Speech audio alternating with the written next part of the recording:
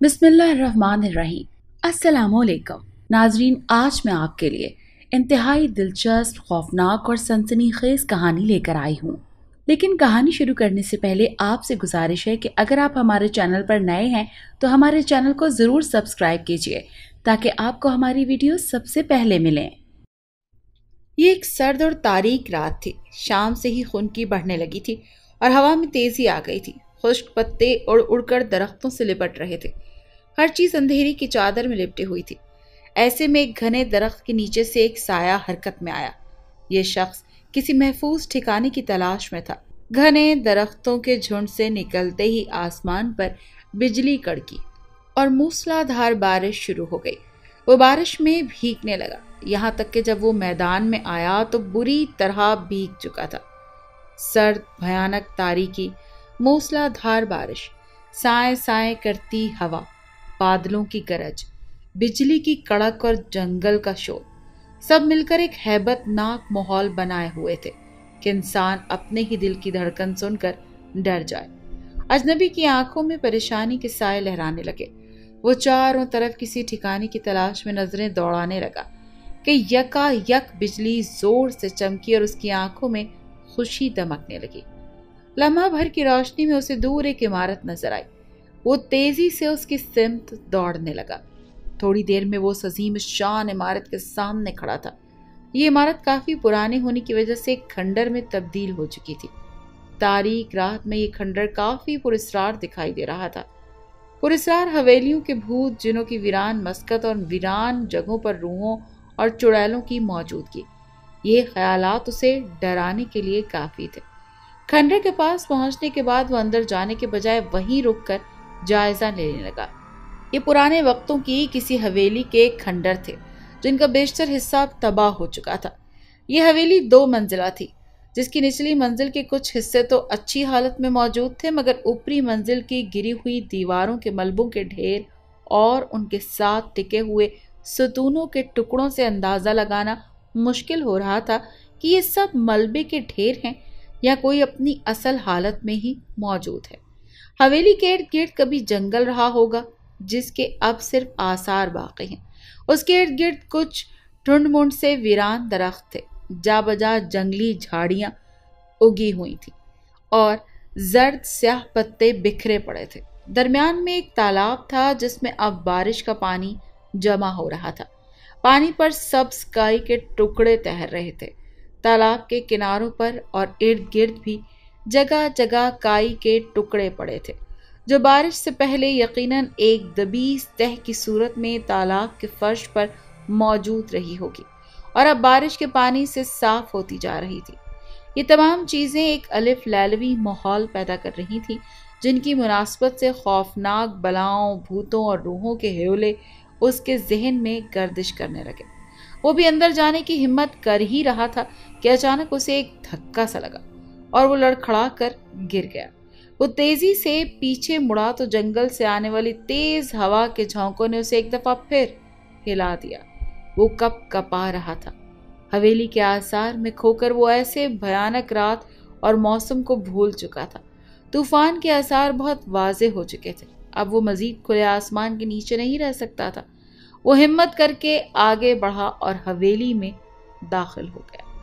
दाखिली दरवाजा टूट कर गिर चुका था। 2 कमरों से गुजरकर वो एक हॉल में आ गया। पत्थरों से बनी छत और दीवारों पर अब स्याह पड़ चुकी थी। अब वो हवेली का जायजा ले रहा था कि उसका सर भारी होना शुरू हो गया। वो करीब ही मौजूद आतिशदान के सामने बैठ गया। वो जल्द अज जल्द यहाँ से निकल जाना चाहता था, मगर मौसम उसे इस बात की इजाज़त नहीं दे रहा था। आतिशदान के अंदर और इर्द गिर्द काफ़ी तादाद में सूखी लकड़ियाँ पड़ी हुई थी। सूखी लकड़ियों के साथ साथ चकमाक के पत्थर भी पड़े हुए थे, जो इस बात का सबूत थे कि यह हवेली पहले भी किसी की पनागाह रह चुकी है। उसने अपना बैग कांधे से उतारकर ज़मीन पर रखा और चकमाक के पत्थर और सूखी लकड़ियों से आग जलाने लगा ताकि कपड़ों को खुश्क किया जा सके और सर्द रात में गर्मी का एहसास हो सके। अभी उसे बैठे चंद लम्हे ही गुजरे थे कि उसे कदमों की चाप सुनाई दी। सुनकर वो हवास बाख्ता हो गया।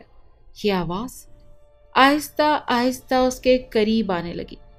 वो भाग कर जाना चाहता था, मगर جیسے اس کے پاؤں جم گئے۔ اس سے پہلے کہ وہ کچھ سوچتا کمرے میں 2 آدمی داخل ہوئے۔ وہ دونوں بھی ایسے ہی موسم میں پناہ کی تلاش میں یہاں پہنچے تھے۔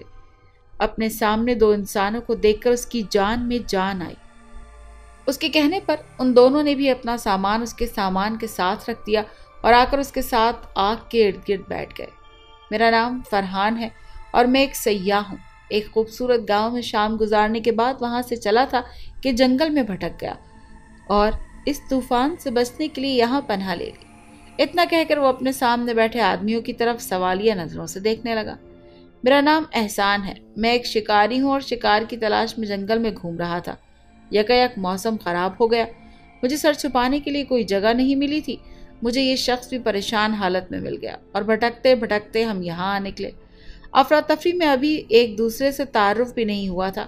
دونوں آدمیوں میں سے لمبے قد والا آدمی یہ کہہ کر خاموش ہو گیا اور پستہ قد آدمی نے بولنا شروع کیا۔ مائی نیم ذیشان، ماہر آثار قدیمہ ہوں، بہت پرانی تباہ شدہ بستیوں کو ڈھونڈتے ہوئے یہاں آ گیا ہوں۔ ابھی وہ تینوں آگے کچھ کہنے کے لیے سوچ ہی رہے تھے کہ ایک آہٹ ہوئی۔ تینوں نے چونک کر دروازے کی طرف دیکھا۔ وہاں ایک غیر معمولی طور پر لمبا چوڑا شخص کھڑا تھا۔ اس کا چہرہ تمام جذبات سے عاری تھا۔ وہ اطمینان سے چلتا ہوا ان کے قریب آیا۔ لو بھائی، ایک مسافر اور آ گیا۔ لگتا ہے آج خوب محفل جمے گی اس ویرانے میں، حسان نے بڑی خوش دلی کے ساتھ مسکراتے ہوئے کہا۔ فرحان اور ذیشان بھی مسکرا دیے، مگر نووالد کا چہرہ بددستور سپاٹ تھا۔ وہ اس کے ساتھ ہی بیٹھ گیا اور اپنا بیگ اتار کر اپنی گود میں رکھا اور اپنے ہاتھ سینکنے لگا۔ اس کی خاموشی پر پہلے تو تینوں نے اپنا تعارف کروایا اور پھر اس کی طرف دیکھنے لگے۔ اس نے اپنی بلی جیسی چمکتی آنکھیں آگ کے الاؤ پر سے ہٹائیں اور ایک طائرانہ نظر ان تینوں پر ڈالی۔ میرا کوئی تعارف نہیں ہے اور میرے تعارف کی کوئی اہمیت بھی نہیں ہے۔ مجھے کوئی نہیں جانتا، میری کوئی شناخت نہیں ہے۔ آوارہ سا آدمی ہوں، اصل نام تو یاد نہیں، لیکن لوگ مجھے مرحوم کہتے ہیں۔ یہ کہہ کر اس نے اپنی آنکھیں پھر آگ پر جما لیں۔ تینوں حیرت سے اسے دیکھنے لگے۔ کتنا عجیب نام ہے اور خود بھی کتنا عجیب ہے۔ ذیشان کو تو کچھ سمجھ ہی نہیں آ رہی تھی۔ ان سب کو وہ پراسرار سا لگا۔ ذیشان جس کے بالکل ساتھ ہی وہ اجنبی آ کر بیٹھا تھا، نہ جانے کیوں اس کی ریڑھ کی ہڈی میں سنسناہٹ سی ہونے لگی۔ وہ کھسک کر تھوڑا سا دور ہو گیا۔ اسی وقت اچانک ایک زوردار چیخ سنائی دی اور فضا میں عجیب سی آوازیں بکھرنے لگیں۔ ہال کی کھڑکی کے دونوں پٹ آپس میں بری طرح ایک دوسرے سے ٹکرائے اور چمگادڑیں چیختی ہوئی کھڑکی سے باہر نکلیں۔ وہ ایک لمحے کو کانپ سے گئے۔ سردی کا احساس کچھ زیادہ ہو گیا تھا۔ یہ آوازیں جنگلی جانوروں کی تھیں۔ لگتا ہے آندھی بہت زور پکڑ گئی ہے۔ احسان نے باہر کی آوازوں کو غور سے سنتے ہوئے کہا۔ اف توبہ، کتنی بھیانک رات ہے۔ فرحان نے ہاتھ آگ کے قریب لے جا کر مسلتے ہوئے کہا۔ مگر آپ لوگوں کے لیے تو یہ کوئی بڑی بات نہیں ہونی چاہیے۔ چوتھے مسافر کی آواز کمرے میں گونجی تو تینوں نے حیرت سے اسے دیکھا۔ میرا مطلب ہے ایک شکاری، ایک سیاح اور ایک ماہر آثار قدیمہ۔ پھر آپ کی ڈھلتی ہوئی عمریں اور قیمتی سامان وغیرہ سے یہ اندازہ ہوتا ہے کہ آپ لوگوں نے کافی دنیا دیکھی ہوگی اور آپ کے ساتھ کئی دلچسپ اور خوفناک واقعات بھی پیش آئے ہوں گے، خصوصاً 14ویں کی رات کے حوالے سے جو ایسے خوفناک واقعات کے لیے مشہور ہے۔ ہاں، یہ بات تو تمہاری درست ہے۔ میری زندگی میں بے شمار واقعات تھے اور بھری پڑی ہیں ان واقعات سے۔ ذیشان نے اس کی بات سن کر فخر سے کہا۔ بھائی، اگر ایسی بات ہے تو میں آپ کو اس رات کے حوالے سے ایک ایسا خوفناک واقعہ سنا سکتا ہوں جو آپ کے لیے دلچسپ ہوگا، فرحان نے کہا۔ ہاں، یہ ٹھیک رہے گا۔ ہم سب باری باری اپنے ساتھ پیش آئے واقعات سناتے ہیں، یوں وقت بھی دلچسپی سے کٹ جائے گا اور اس بھیانک رات کا احساس بھی ذرا کم ہوگا۔ سب نے فرحان کی تجویز کو خوب سراہا۔ سب سے پہلے فرحان نے بتانا شروع کیا۔ یہ چند سال پہلے کی بات ہے۔ یہاں سے کافی دور ایک قصبہ ہے، نوری آباد۔ میں چند دنوں کے لیے وہاں گیا تھا۔ وہاں کے لوگ اکثر ایک بہت ہی پرانے قبرستان کا ذکر کرتے تھے جس کے ساتھ کئی پراسرار باتیں منسوب ہیں۔ وہ درختوں کے ایک طویل سلسلے کی دوسری طرف تھا، مگر وہاں جانے کی کسی کی ہمت نہیں تھی۔ لوگوں سے یہ سن کر مجھے تجسس ہوا کہ اس کے بارے میں جاننے کا، چنانچہ میں نے وہاں جاننے کا پروگرام بنایا۔ میرا ارادہ رات کے وقت صرف باہر کھڑے ہو کر اس کا جائزہ لینے کا تھا۔ میں نے اپنا کیمرہ اور دوسرا سامان ساتھ رکھ لیا۔ اس رات 14ویں کی چاند کی روشنی بھی اچھی خاصی تھی۔ میں نے قبرستان کی طرف چل دیا۔ میں کافی دیر تک چلتا رہا۔ درختوں کا سلسلہ بھی ختم ہو گیا اور میدان میں جگہ جگہ جنگلی گھاس اور جھاڑیاں اگی ہوئی تھی۔ رنگ و روپ سے بے نیاز ٹنڈ منڈ درخت کھڑے جھوم رہے تھے۔ ہر طرف ہو کا عالم تھا۔ فضا میں وحشتناک سناٹا چھایا ہوا تھا۔ ہوا دھیرے دھیرے چل رہی تھی۔ درختوں کی کھوکھلی ٹہنیوں پر سے جب ہوا گزرتی تو ایک عجیب سی سنسناہٹ پیدا ہوتی، جو سرسراتی ہوئی جنگلی گھاس اور جھاڑیوں کے ساتھ مل کر بڑا خوفناک تاثر دیتی، اور اگر ایسے میں کوئی وحشت کے عالم میں چیختا تو دل دہل جاتا۔ مجھ پر خوف طاری ہونے لگا۔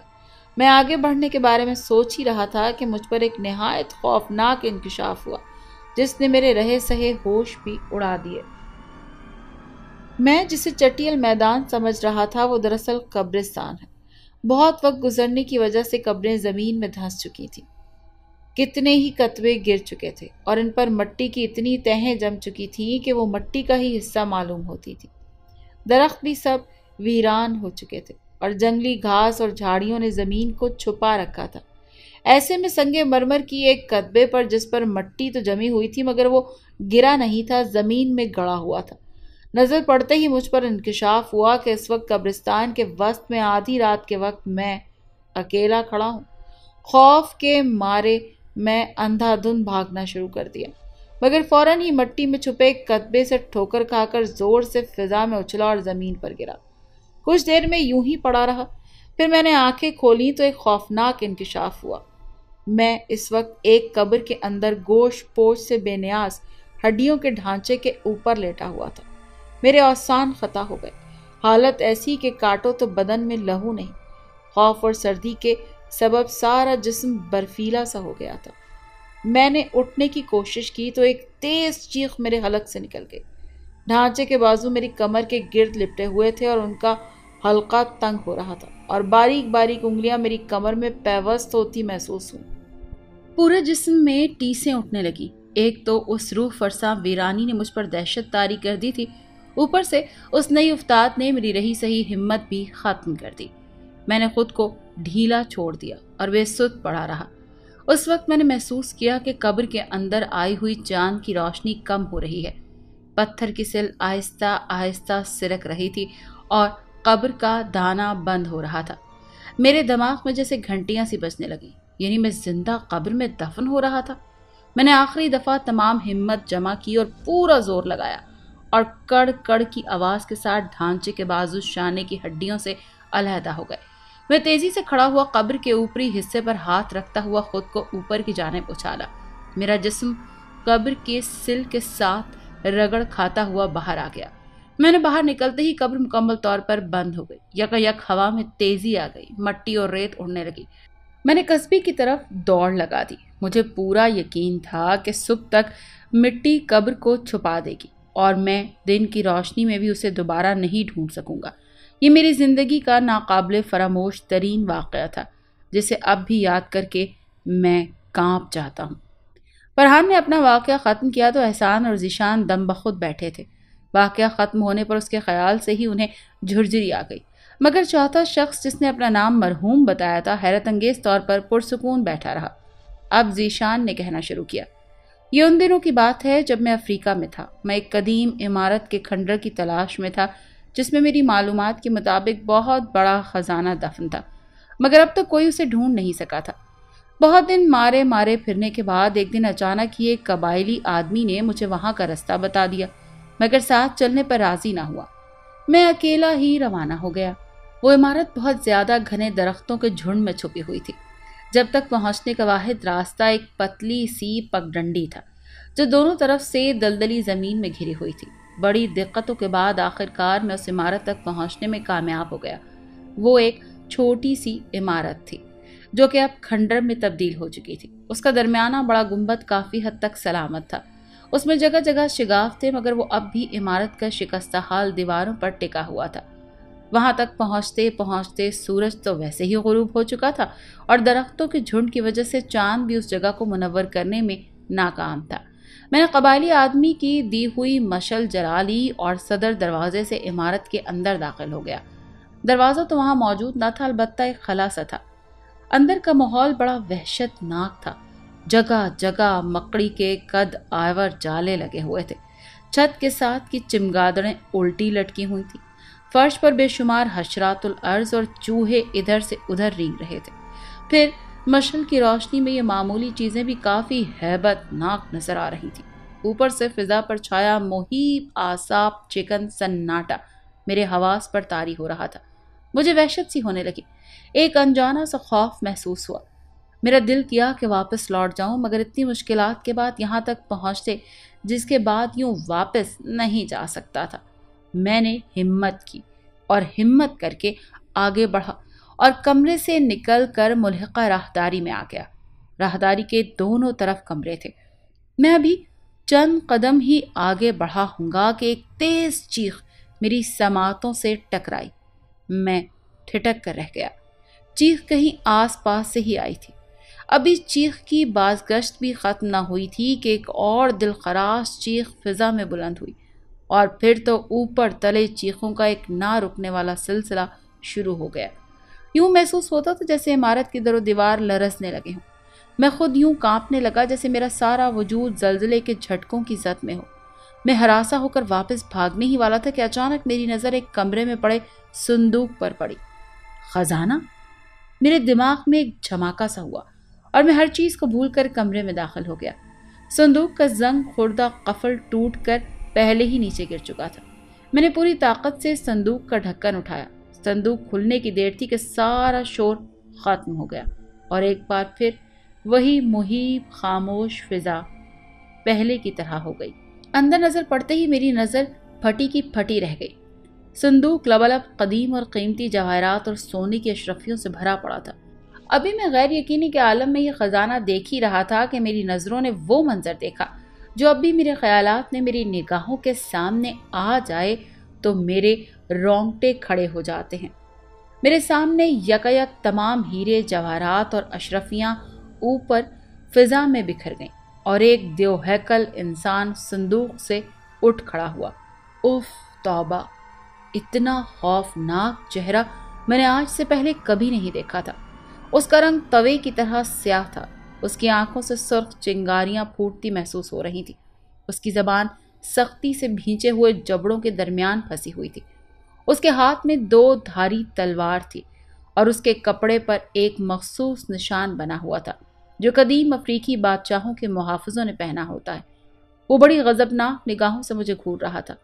یہ منظر دیکھ کر سردی کے باوجود بھی مجھے پسینے آ گئے۔ پورے جسم پر جیسے چونٹیاں ریگنے لگیں۔ خون رگوں میں جمنے لگا۔ چہرہ روئی کے گالوں کی طرح سفید ہو گیا۔ ایک لمحے کو تو مجھے لگا جیسے میرا دل دھڑکنا بھول گیا ہو۔ پھر اچانک مجھے ہوش آ گیا اور میں الٹے پاؤں واپس بھاگا۔ مجھے نہیں معلوم کہ کس طرح گرتا پڑتا واپس اپنے کیمپ تک پہنچا، مگر اس وقت وہاں سے اپنا خیمہ اٹھوا دیا اور شہر پہنچ کر ہی دم لیا۔ 14ویں کی وہ رات مجھے ہمیشہ یاد رہے گی۔ ذیشان خاموش ہوا تو فرحان اور احسان یوں بیٹھے ہوئے تھے جیسے ان پر بھی سحر طاری ہو گیا ہو، مگر چوتھا مسافر اب بھی ویسے ہی نارمل بیٹھا تھا۔ احسان نے کہنا شروع کیا، آپ دونوں حضرات نے دل دہلا دینے والے واقعات سنائے۔ ایسا کوئی واقعہ میری زندگی میں پیش نہیں آیا، البتہ ایک ایسا واقعہ میرے ساتھ پیش آیا ہے جس نے کم از کم مجھے تو خوفزدہ ضرور کر دیا تھا۔ وہ رات بھی 14ویں کی ہی رات تھی۔ میں ایک درخت کے مچان پر بیٹھا تھا۔ سامنے ایک درخت کے نیچے ایک بکری باندھی تھی اور شیر کے شکار کی تلاش میں تھا۔ میں بدستور بکری کی جانب دیکھے چلا جا رہا تھا۔ یکدم پلک جھپکتے ہی بکری نظروں سے اوجھل ہو گئی۔ میں نے آنکھیں مل کر دیکھا تو وہاں بکری کی جگہ شیر کھڑا تھا۔ میری ریڑھ کی ہڈی میں سنسناہٹ دوڑ گئی۔ میں نے اپنے جسم میں چٹکی بھری اور خوب آنکھیں مل کر دیکھا، مگر سامنے بکری کے بجائے شیر کو ہی کھڑا پایا۔ میرے جسم کے مساموں سے ٹھنڈے پسینے پھوٹ نکلے اور سارا جسم کپ کپانے لگا۔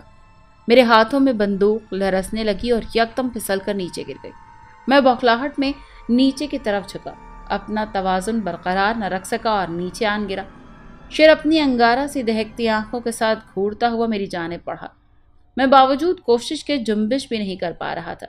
شیر جیسے ہی میرے قریب پہنچا، یکایک فضا انجانے قہقوں سے گونج اٹھی اور شیر دیکھتے ہی دیکھتے دھوئیں میں تبدیل ہو گیا۔ थोड़ी देर के बाद आवाज़ें भी थम गईं। मैं फौरन कपड़े झाड़ कर खड़ा हो गया। बकरी मुझे फिर दरख्त से बंधी नजर आई। इसके बाद सारी रात बखैर और आफियत गुजरी, मगर वो लम्हात मेरी ज़िंदगी के सबसे खौफनाक लम्हात थे। मेरा ख्याल है वो कोई बदरू या जिन वगैरह होगा जो मुझे परेशान कर रहा था। एहसान अहमद ने बात ख़त्म की तो तीनों चौथे मुसाफिर की तरफ देखने लगे। बाहर अब बारिश थम चुकी थी, आंधी का जोर भी कम हो गया था। चौथे मुसाफिर ने आग पर से नज़रें हटाईं और उन तीनों की तरफ देखते हुए बोलना शुरू किया। मेरी ज़िंदगी में ऐसे बेशुमार खौफनाक वाक़यात हैं और मैं इस दौरान कई लोगों से मिला हूँ, लेकिन इस वक्त आप लोग यहाँ हैं तो आप लोगों के हवाले से बात करता हूँ। दरअसल इत्तेफाकन मैं 14वीं की रात को ही अपनी दुनिया से बाहर निकलता हूँ। अपनी दुनिया? क्या मतलब? तीनों के मुंह से एकदम हैरत के मारे निकला। अगर आप लोग खामोशी से सुने तो सुनाओ। उसने 16 बार निगाहों से तीनों को देखा। तीनों की जबानों को जैसे ताले लग गए। उन्हें अपने जिस्म में सनसनाहट महसूस हुई। उसने दोबारा कहना शुरू किया। ऐसी ही एक 14वीं की रात थी जब मेरी मुलाकात फरहान साहब से हुई, जब एक ढांचे की शक्ल में मैं कब्र में आराम कर रहा था। हाँ, शेर और बकरी का भेस बदलने में तो मुझे इतना लुत्फ नहीं आया, लेकिन हाँ, मुर्दे की सूरत में जीशान साहब से मुलाकात खूब थी। इसके बाद आज ही इंसानों की दुनिया में आया हूँ। ये कहकर वो एक लम्हे के लिए रुका। मद्दे मुकाबिल बैठे तीनों अशखास की हालत गैर हो चुकी थी। उसके हुलिये, पुरस्रार अंदाज और बातों से उन्हें पूरा यकीन हो चुका था कि वो इंसान नहीं, कोई और ही मखलूक है। ये सोचकर उनका रंग फक हो गया। पूरा वजूद कपकपा रहा था। इनमें किसी की हिम्मत नहीं हो रही थी कि अपनी जगह से हिले। उसने अपनी बात जारी रखते हुए कहा, पहले मैं बेवकूफ़ी करता था कि लोगों को डराकर छोड़ दिया करता था और वो दूसरों को किस्से सुनाते फिरते। अब हुक्म मिला है कि किसी को जिंदा मत छोड़ो। इतना कहना था कि तीनों अशखास उठ खड़े हुए, जैसे उनके जिस्म में बिजली भर गई। उन तीनों और उनके सामान के दरमियान वो अजनबी हायल था। किसी में इतनी हिम्मत नहीं थी कि आगे बढ़कर सामान ले ले। अजनबी के खड़े होने से पहले वो तीनों हवेली से निकले और दूर भाग निकले। अजनबी के चेहरे पर शैतानी मुस्कुराहट खेलने लगी। सामान का जायजा लेते हुए बड़बड़ाने लगा, वाह मियाँ ठग, छोटे मोटे हाथ मारते आज इस वीराने में इतना बड़ा हाथ मार लिया। उसने फौरन सामान चादर में बांधा और हवेली से भाग खड़ा हुआ। अगर आपको ये कहानी अच्छी लगी है तो इस वीडियो को लाइक कीजिए और इस तरह की मज़ीद वीडियोस देखने के लिए हमारे चैनल को सब्सक्राइब कीजिए। और हाँ, अगर आपके किसी दोस्त, रिश्तेदार या बहन के साथ खुदा न करे ऐसा कोई वाक़या पेश आया है तो हमें कमेंट सेक्शन में उसके बारे में ज़रूर बताइए।